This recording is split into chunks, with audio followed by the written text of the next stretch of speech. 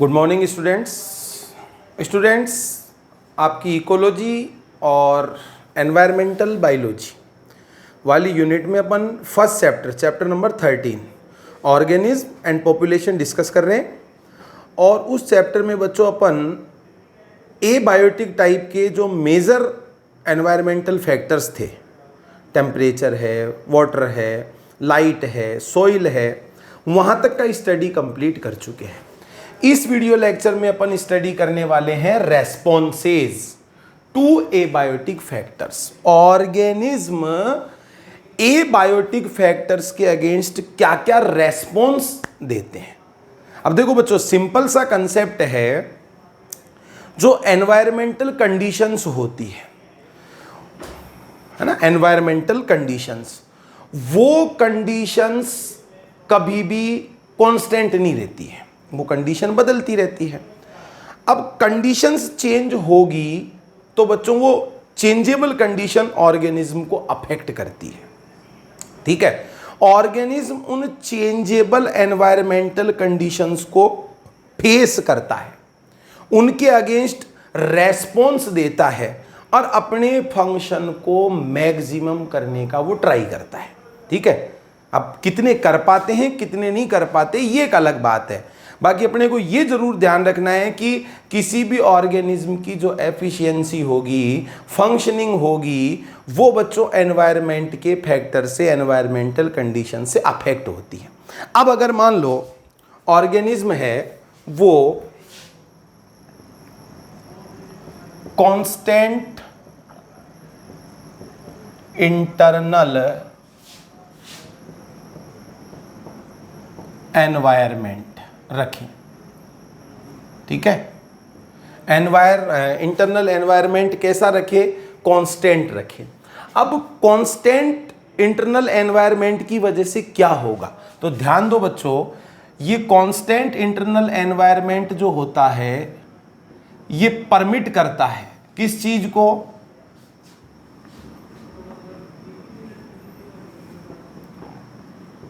Physiological functions and biochemical reactions. ये जो चीजें होती हैं ये बच्चों मैक्सिमम एफिशिएंसी से होती है। भाई सिंपल सी बात है कि एम्बिएंट कंडीशंस, सराउंडिंग कंडीशन से अफेक्ट नहीं हो रहा, अपने इंटरनल एनवायरनमेंट को कांस्टेंट बनाकर रख रखा है, तो उसकी वजह से क्या होगा, मैक्सिमम एफिशिएंसी से होगी क्या, फिजियोलॉजिकल फंक्शन और बायोकेमिकल रिएक्शन। तो मैक्सिमम एफिशिएंसी से जब होगी तो उस ऑर्गेनिज्म की फिटनेस क्या होगी, इंक्रीज होगी, बढ़ेगी। भाई अभी जैसे मान लो फिटनेस टेस्ट होता है, तो फिटनेस टेस्ट के लिए कुछ क्राइटेरिया होते हैं कि यार किसी की फिटनेस बढ़िया है, किसी की फिटनेस कमजोर है, तो वो कैसे पता लगाया जाता है, उनकी एफिशिएंसी से। किसी की वर्किंग एफिशिएंसी बढ़िया है, इसके मतलब उसकी फिटनेस अच्छी है, वर्किंग एफिशिएंसी कम है, इसका मतलब उसकी फिटनेस कमजोर है। तो ऑर्गेनिज्म ऐसा ट्राई करते हैं कि इंटरनल एनवायरनमेंट को वो कांस्टेंट बनाकर रखें। क्वेश्चन बन गया, वो कांस्टेंट इंटरनल एनवायरनमेंट होगा, उसकी वजह से बच्चों फिजियोलॉजिकल फंक्शन और बायोकेमिकल रिएक्शन मैक्सिमम एफिशिएंसी से होंगे, जो कि फिटनेस को इंक्रीज करते हैं। अब बच्चों अपनी बुक में एक टर्म दी हुई है, उस पर आप ध्यान देंगे, होमियोस्टेसिस। क्या है बच्चों ये होमियोस्टेसिस? होमियोस्टेसिस का मीनिंग होता है maintain constant, maintain constant internal environment respect to temperature and osmotic concentration. आगे बात समझ में, भाई इंटरनल एनवायरमेंट को क्या बनाकर रखना, कांस्टेंट बनाकर रखना, किस रेफरेंस में, टेम्परेचर और ऑस्मोटिक कंसंट्रेशन के रेफरेंस में। भले ही जो एक्सटर्नल एनवायरमेंटल कंडीशन है उसको डिस्टर्ब करना चाहे, लेकिन अगर ऑर्गेनिज्म ये काम कर पा रहा है, इसका मतलब वो क्या शो कर रहा है, होम्योस्टेसिस शो कर रहा है। अब अगर होम्योस्टेसिस वो कर लेगा, इंटरनल एनवायरनमेंट को कांस्टेंट बनाकर रखेगा, उसकी वजह से क्या होगा वो मैंने आपको समझा दिया, उसकी एफिशिएंसी मैक्सिमम रहेगी, उसकी फिटनेस है वो अच्छी मानी जाएगी। ठीक है। अब बच्चों रेस्पॉन्सेज कौन कौन से टाइप के होते हैं जो कि एनवायरमेंटल फैक्टर्स, एबायोटिक टाइप के एनवायरमेंटल फैक्टर्स के अगेंस्ट शो करते हैं ऑर्गेनिज्म। तो 4 टाइप के रेस्पॉन्सेज अपनी बुक में मेंशन किए गए हैं बच्चों। सबसे पहला जो रेस्पॉन्स है वो है बच्चों रेगुलेट, रेगुलेशन करना। और रेगुलेट करने वाले जो ऑर्गेनिज्म होते हैं उनको कहा जाता है बच्चों रेगुलेटर। क्या कहेंगे उनको, रेगुलेटर। अब इससे क्या मतलब लगाना है, ऑर्गेनिज्म जो अपनी बॉडी के टेम्परेचर को, ठीक है, अपनी बॉडी की ऑस्मोटिक कंसंट्रेशन को, होम्यो, या ऐसे मान लो कुछ ऑर्गेनिज्म होते हैं, some organism maintain homeostasis through physiology. Some organism maintain homeostasis through physiology, sometime by behaviour. Sometime behaviour से भी वो ऐसा काम कर लेते हैं। ऐसे ऑर्गेनिज्म जो होंगे वो बच्चों क्या कहलाएंगे, रेगुलेटर। आ रही है बात समझ में। अब देखो रेगुलेशन किया, उनकी जो फंक्शनिंग है वो फंक्शनिंग क्या रहेगी, प्रॉपर रहेगी। ठीक है। अभी जैसे मान लो एक सिंपल सी एनालॉजी अपन देखें, जैसे अभी मैं हूं वीडियो रिकॉर्ड कर रहा हूं, मान लो मैं, अब बाहर बहुत गर्मी हो रही है। अब जैसे सपोज रूम के अंदर एसी लगा हुआ है, ठीक है, अब एसी से टेम्परेचर को मेंटेन कर दिया, फिक्स कर दिया 25 या 27 डिग्री सेल्सियस, ये यहाँ का आसपास का टेम्परेचर रखना। अब बाहर गर्मी पड़ रही है, उससे क्या फर्क पड़ रहा है भाई, यहाँ का टेम्परेचर तो मेंटेन बना हुआ है, उससे मेरी फंक्शनिंग क्या हो रही है, प्रॉपर हो रही है। हालांकि ये अलग बात है कि यहाँ पर आर्टिफिशियल मेथड काम में लिया गया, बॉडी की फिजियोलॉजी से ये काम नहीं हुआ है, लेकिन कैसे भी करके कांस्टेंट तो बनाकर रखा गया। तो रेगुलेशन जो करने वाले ऑर्गेनिज्म होते हैं उनको कहा जाता है बच्चों रेगुलेटर। आगे बात समझ में, ध्यान देंगे। Most of mammals and birds, most of mammal and birds, ये क्या होते हैं बच्चों, रेगुलेटर होते हैं। और साथ साथ small number of some lower invertebrates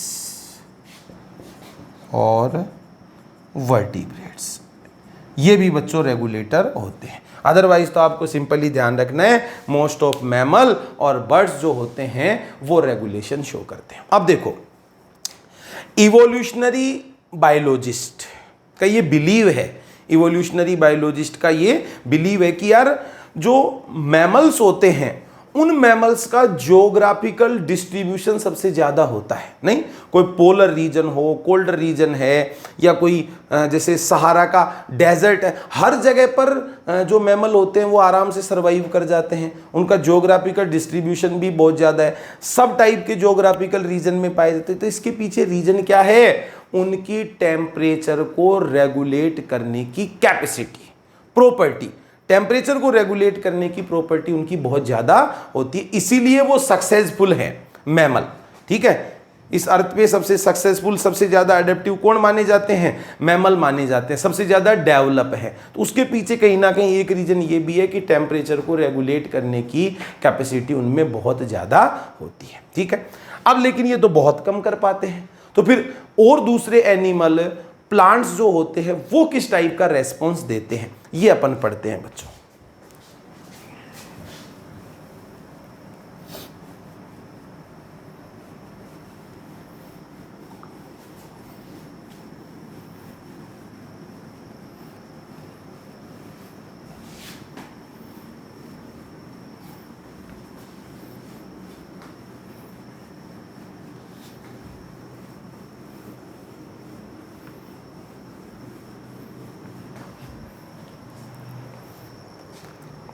देखो, सेकंड टाइप का जो रेस्पॉन्स अपनी बुक में दिया है वो है बच्चों कन्फर्म। कन्फर्म, ठीक है। अब कन्फर्म टाइप का रेस्पॉन्स देने वाले ऑर्गेनिज्म होते हैं, उनको कहा जाता है कन्फॉर्मर्स। क्या कहेंगे? कन्फॉर्मर्स। अब ध्यान देंगे, approx 99% animal and almost plant क्या होते हैं बच्चों? कन्फॉर्मर होते हैं। ठीक है, ध्यान देंगे, organism can not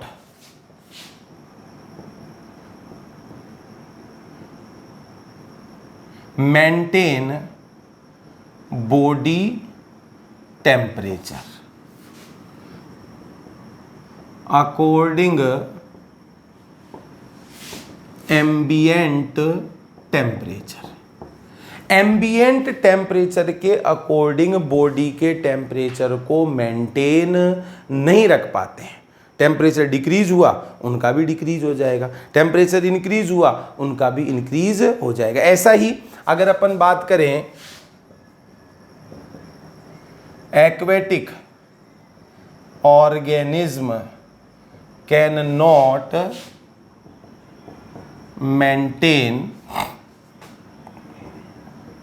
osmotic concentration according to ambient osmotic concentration. तो ना तो बॉडी की ऑस्मोटिक कंसंट्रेशन को मेंटेन रख पा रहे बाहर की ऑस्मोटिक कंसंट्रेशन के अकॉर्डिंग, ना ही बॉडी के टेम्परेचर को मेंटेन रख पा रहे। क्लियर? तो इस टाइप के जो ऑर्गेनिज्म होंगे उनको अपन कहेंगे कन्फॉर्मर्स। ठीक है, 99% एनिमल और ऑलमोस्ट 100% प्लांट क्या होते हैं? कन्फॉर्मर होते हैं, because they can not maintain internal environment. Clear?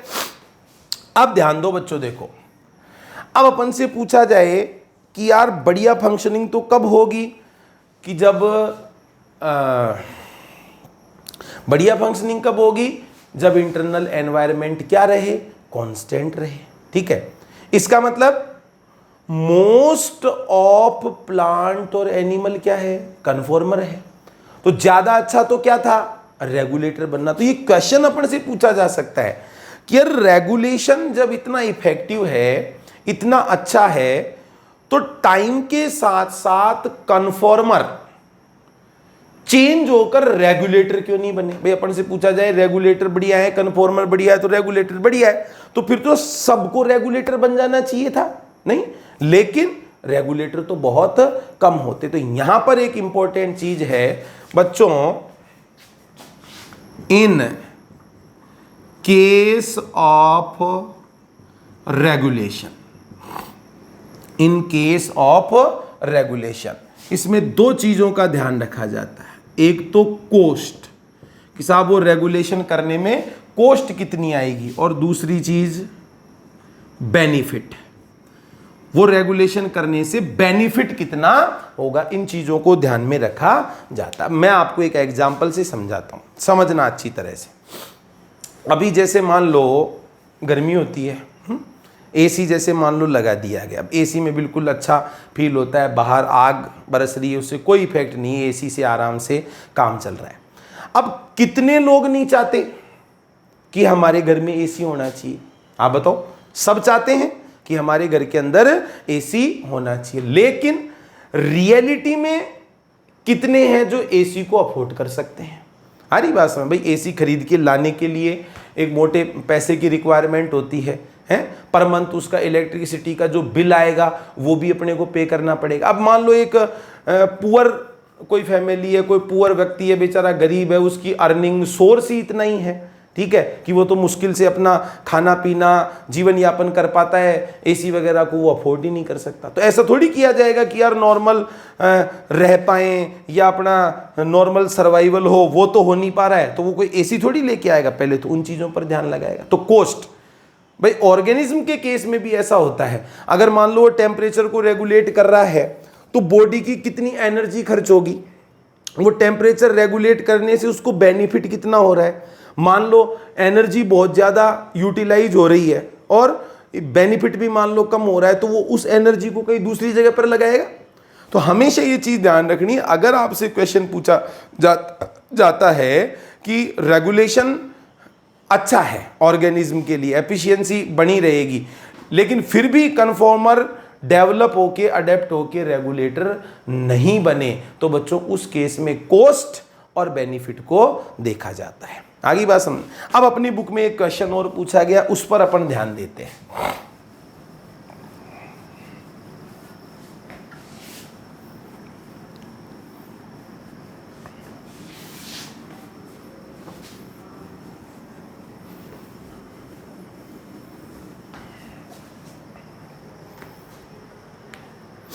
देखो बच्चों, क्वेश्चन क्या है,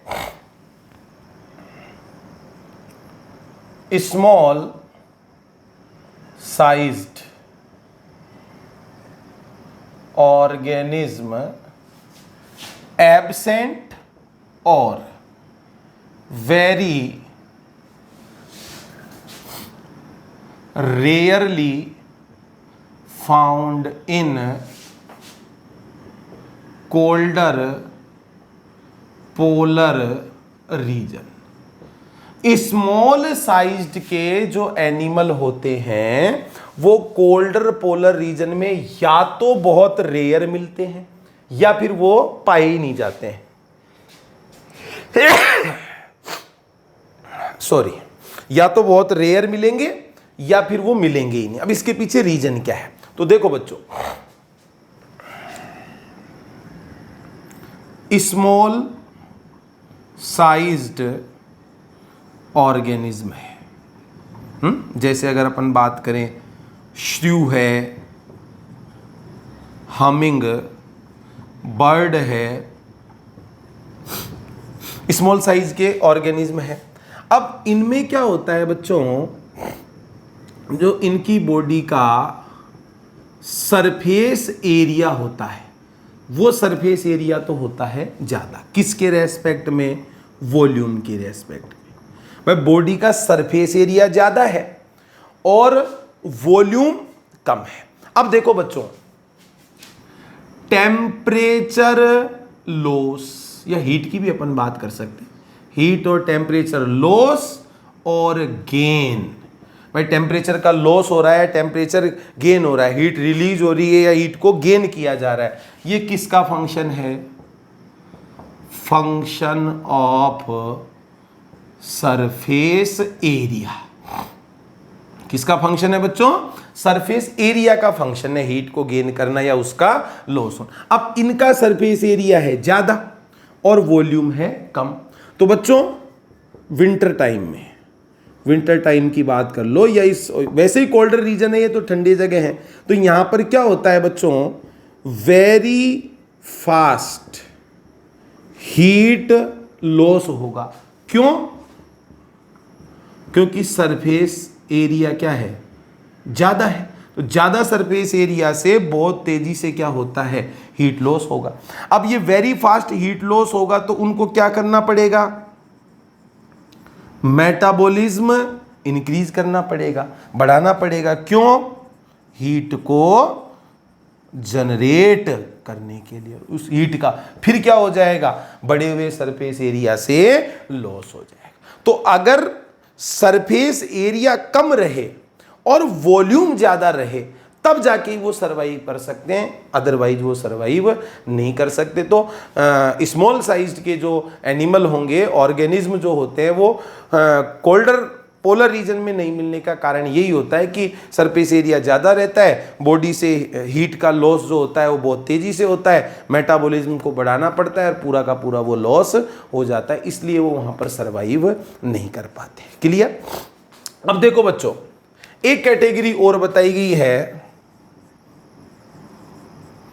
पार्शियल रेगुलेटर।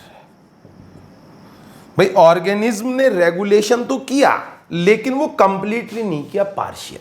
भाई लिमिटेड कुछ एनवायरमेंटल कंडीशन होती है, वहां तक तो वो रेगुलेशन कर सकते हैं, वहां तक तो वो रेगुलेशन कर सकते हैं, लेकिन उसके आगे वो कंफर्म ही करते हैं। ठीक है, तो उनको अपन कहेंगे पार्शियल रेगुलेटर। एक लिमिटेड स्ट्रेसफुल एनवायरमेंटल कंडीशन तक तो रेगुलेशन कर लेंगे, लेकिन उसके आगे वो रेगुलेशन को मेंटेन नहीं रख पाते, उनको रखा जाएगा बच्चों पार्शियल रेगुलेटर की कैटेगरी में। ठीक है, जैसे अपनी बुक के अंदर एक ग्राफ जैसे बनाया हुआ है। ठीक है, इंटरनल लेवल और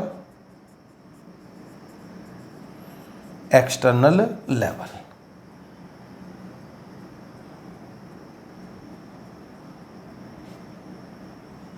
अब अगर अपन बात करेंगे रेगुलेटर, तो बच्चों उनका तो इंटरनल एनवायरनमेंट क्या रहेगा, कांस्टेंट रहेगा, बाहर चाहे कुछ भी चेंज हो जाए, इनको अपन क्या कह सकते हैं, रेगुलेटर। ठीक है, एक्सटर्नल एनवायरनमेंट के अकॉर्डिंग उनका इंटरनल एनवायरनमेंट चेंज हो जाएगा, ये हो जाएंगे conformers.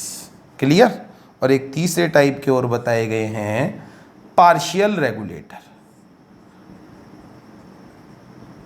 Partial regulator limited stressful condition तक तो रेगुलेशन कर लेते हैं और उसके आगे फिर वो बच्चों कन्फर्मेशन करते हैं। क्लियर। तो ये टू टाइप के रेस्पॉन्स हो गए, एक तो हो गया रेगुलेशन और दूसरा हो गया कन्फर्मेशन। लेकिन अभी भी ऑर्गेनिज्म के पास में और ऑप्शंस हैं, लेकिन बच्चों वो ऑप्शंस स्पेशल केस में इंक्लूड होंगे, और वो स्पेशल केस क्या हैं, वो ऑप्शंस क्या हैं, उनको भी मैं आपको एक्सप्लेन कर देता हूं।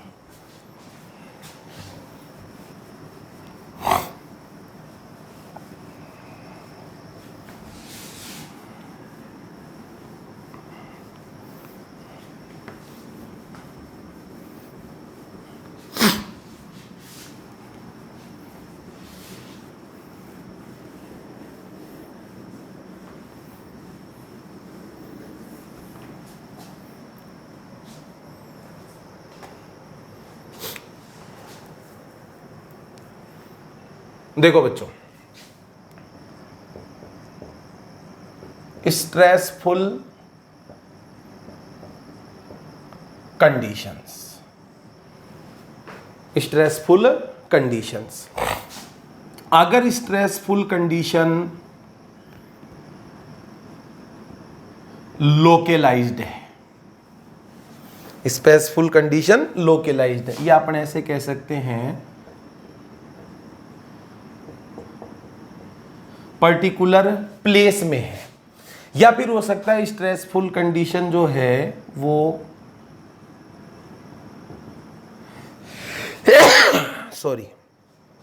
शॉर्ट ड्यूरेशन के लिए है।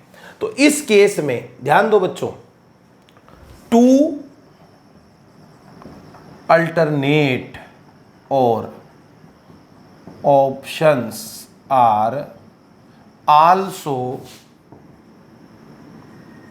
Available for organisms. और वो क्या क्या है बच्चों, एक तो है माइग्रेट, माइग्रेशन कर जाए, और दूसरा है बच्चों सस्पेंड, इनएक्टिविटी की फेज में चले जाए। माइग्रेशन तो किस केस में होगा? लोकलाइज्ड रीजन के केस में। सस्पेंड शॉर्ट ड्यूरेशन के लिए। एक एक को मैं आपको समझाता हूं। तो सबसे पहले देखो बच्चों माइग्रेशन। माइग्रेशन आपने पढ़ा भी होगा, समझा भी होगा। जो adverse unfavourable condition containing place है, टेम्परेरी वहां से मूव कर लिया जाए, परमानेंट नहीं, टेम्परेरी वहां से मूव कर दिया जाए अदर हॉस्पिटेबल रीजन्स में, गुड कंडीशन वाले दूसरे प्लेस में पहुंचाया जाए, या वो चले जाए, मूव कर जाए वहां से, ठीक है, पर्टिकुलर टाइम पीरियड के लिए। और जब कंडीशन वापस नॉर्मल हो जाए तब वो वापस लौट कर आ जाए। इस चीज को बच्चों अपन क्या कहेंगे? माइग्रेशन कहेंगे। नहीं, अभी जैसे मान लो दिल्ली है, दिल्ली में मान लो बहुत ज़्यादा गर्मी हो रही है, तो अभी मान लो कोई है जो सपोज यार गर्मी हो रही है तो अपने तो 10-15 दिन के लिए दिल्ली को छोड़ के और शिमला चल चलो या नैनीताल चल चलो, जब गर्मी कम हो जाएगी, बारिश हो जाएगी तो वापस लौट के आ जाएंगे। तो वैसा ही है भाई, गर्मी से बचने के लिए अपन ने क्या किया? उस जगह को छोड़ के चले गए और वहां पर लौट कर वापस आ गए। क्लियर? आपने पढ़ा होगा बच्चों अपने राजस्थान में भरतपुर डिस्ट्रिक्ट में केवलादेव नेशनल पार्क है, तो वहां पर हर साल विंटर सीजन में साइबेरिया है और अदर नॉर्थन कोल्डर जो रीजन है वहां से हजारों लाखों की संख्या में बच्चों साइबेरियन क्रेन आते हैं हर साल। तो साइबेरियन क्रेन वहां से क्या करके आते हैं? माइग्रेशन करके ही तो आते हैं भाई। ऐसे मान लो साइबेरिया में और अदर नॉर्थ कोल्डर रीजन में वहां पर कंडीशन नॉर्मल नहीं रही उनके लिए, तो उन जगहों को छोड़कर अपने यहाँ पर भरतपुर में केवलादेव में आ गए। जब कंडीशन नॉर्मल हो जाएगी तो वो लौट कर फिर वापस चले जाएंगे। क्लियर? ये हो गई कहानी माइग्रेशन की। अब मान लो माइग्रेशन कोई नहीं करना चाहता और थोड़े टाइम के लिए उसको जुगाड़ लगाना है, उन कंडीशंस को फेस करना है, तो वो टोलरेट और सस्पेंड कंडीशन में वो पड़ा रहेगा। अभी जैसे मान लो अपन बात करें सस्पेंड की सिचुएशन, अगर अपन देखें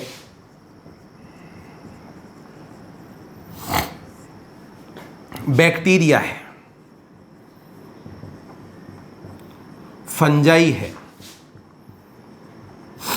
लोअर प्लांट है, तो ये बच्चों एडवर्स अनफेवरेबल कंडीशंस में, अनफेवरेबल कंडीशंस में क्या प्रोड्यूस करते हैं?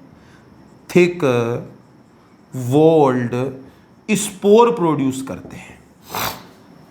थिक वॉल्ड स्पोर प्रोड्यूस करते हैं। अब ये थिक वॉल्ड स्पोर जो होते हैं उन अनफेवरेबल कंडीशंस में ऐसे मान लो इनएक्टिव फेज में पड़े रहेंगे। जब कंडीशंस नॉर्मल आएगी तो ये स्पोर जर्मिनेट हो जाएंगे और नया ऑर्गेनिज्म बना लेंगे। ऐसे ही अगर मान लो अपन बात करें हायर प्लांट में, तो हायर प्लांट्स में बच्चों सीड और अदर वेजिटेटिव रिप्रोडक्टिव स्ट्रक्चर्स क्या होती है? प्रेजेंट होती है। उनकी वजह से वो अनफेवरेबल कंडीशंस को पास कर देते। भाई ऐसा तो है नहीं कि कोई सी भी टाइप की क्रॉप हो, कोई सा भी प्लांट हो, उसको अपन कभी भी थोड़ी उगा सकते हैं। एक पर्टिकुलर सीजन में ही तो ग्रो करवाते हैं। अब प्लांट मान लो ग्रो कर गया, उसकी कंप्लीट ग्रोथ हो गई, पॉलिनेशन, फर्टिलाइजेशन सब कुछ हो गया, फ्लावर फ्रूट सीड बन गया। अब उन सीड को अपन कलेक्ट करके रख लेते हैं। तो उस प्लांट ने अपने आप को कंटिन्यू करने के लिए ऐसे मान लो वो सीड बना दिया। अब जब भी कंडीशंस फेवरेबल आएगी, टेम्परेचर की, लाइट की, वाटर की, जो भी है, उन सीड को अपन सोइल के अंदर डाल देंगे, प्लांट ग्रो कर जाएगा। आगे बस, तो ये एक सस्पेंडेड डेवलपमेंट ही है। ठीक है, अब देखो बच्चों 2-3 टर्म अपनी बुक के अंदर दी हुई है, उन पर आप और ध्यान देंगे। First of all hibernation. ये बच्चों हाइबरनेशन जो है, इस हाइबरनेशन को बोलते हैं विंटर स्लीप। हाइबरनेशन को बच्चों क्या बोलते हैं? Winter sleep. आपने नोटिस किया होगा जो बियर होता है, भालू होता है ना, अब मान लो वो कहीं दूर माइग्रेट करके नहीं जा सकता। अब उस प्रेशर से वो कैसे बचे? विंटर सीजन में भाई सर्दी हो रही है बहुत तेज है ना, फूड वगैरह की सर्च में वो बाहर नहीं जा सकता या उस जगह को छोड़कर वो कहीं पर नहीं जा सकता, तो वो अपने आप को एक इनएक्टिविटी की फेज में वो ले जाता है। मेटाबॉलिज्म बिल्कुल स्लो हो जाएगा, एक जगह चुपचाप निंद्रा में मान लो वो पड़ा रहेगा, थोड़े बहुत फूड से वो अपना काम चलाता रहता है। इस चीज को अपन क्या बोलते हैं, हाइबरनेशन। और हाइबरनेशन जैसा ही हो वाटर डेसिकेटिंग सिचुएशंस में, है ना, कुछ स्नेल जैसे होते हैं। देखो एक टर्म और है बच्चों, एस्टिवेशन।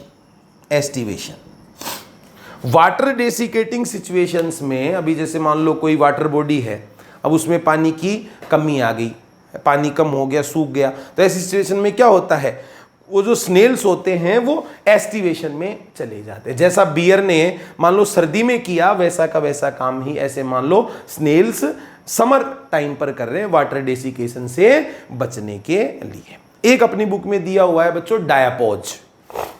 डायापोज जो है वो एक सस्पेंडेड डेवलपमेंट की फेज ही है। ऐसे मान लो इस सस्पेंड टाइप की जो ये रेस्पॉन्स है ना, इसी का एक पार्ट अपन मान सकते हैं, एक फेज अपन मान सकते हैं। Diapause is a phase of suspended development.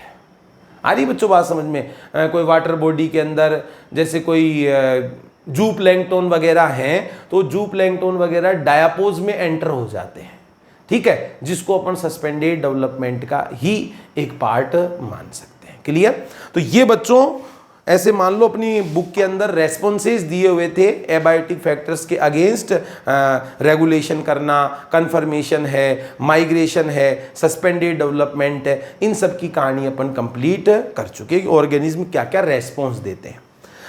अब बच्चों अगला इंपॉर्टेंट पॉइंट जो अपने को पढ़ना है इस चैप्टर में वो है अडप्टेशन। ठीक है, अडप्टेशन के बारे में पढ़ते हैं।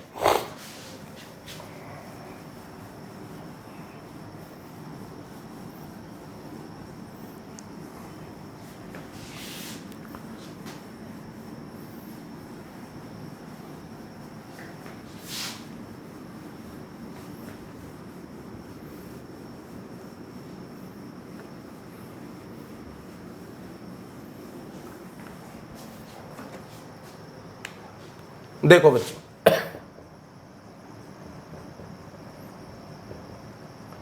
अडेप्टेशन, तो फर्स्ट ऑफ ऑल अडेप्टेशन होता क्या है, डेफिनेशन अपन पढ़ेंगे। देखो बच्चों,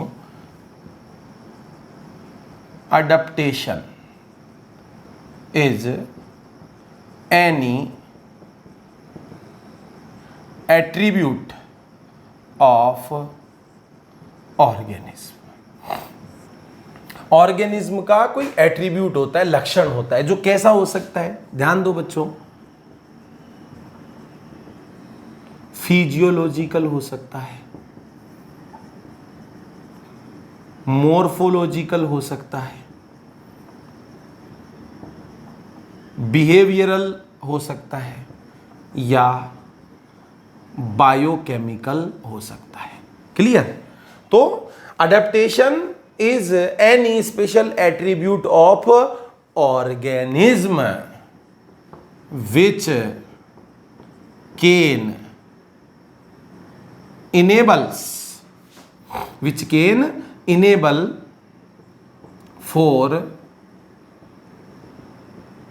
can enable organism for survival and reproduction in habitat. ठीक है भाई, हैबिटेट अपन पहले पढ़ चुके हैं, जहां पर ऑर्गेनिज्म रहते हैं।